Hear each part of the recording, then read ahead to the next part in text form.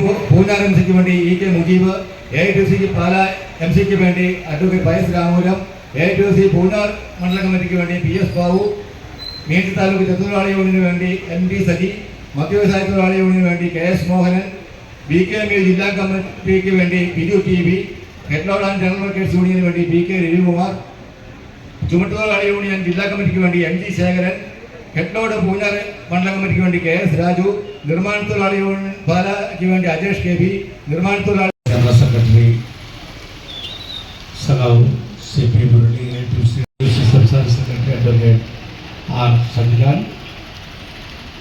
അതുപോലെ ജാഥയിൽ ഉന്നയിച്ച പ്രധാനപ്പെട്ട രണ്ട്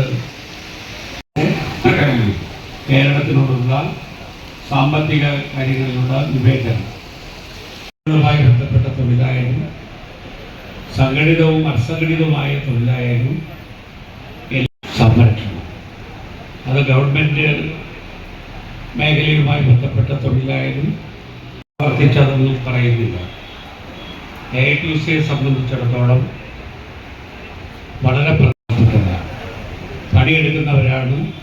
പണിയെടുക്കുന്നവർക്ക് ആ തൊഴിൽ ജീവിക്കാൻ ആവശ്യമായ വേതനം എന്ന് പറയുമ്പോൾ ആ വേതനത്തിൻ്റെ ഭാഗമാണ് സാമൂഹ്യ സുരക്ഷ.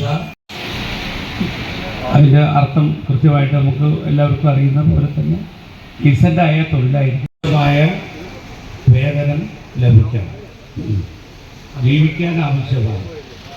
അതിന് പൊതുവെ അംഗീകരിച്ചപ്പോഴും നമ്മളിലുള്ളതാണ്.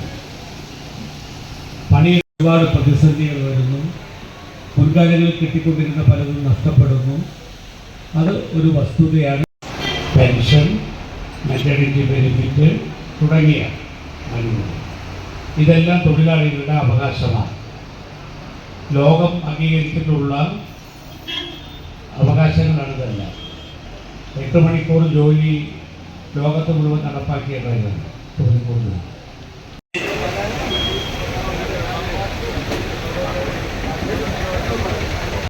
തൊഴിലാളികളുടെ വേതനം 700 രൂപയായി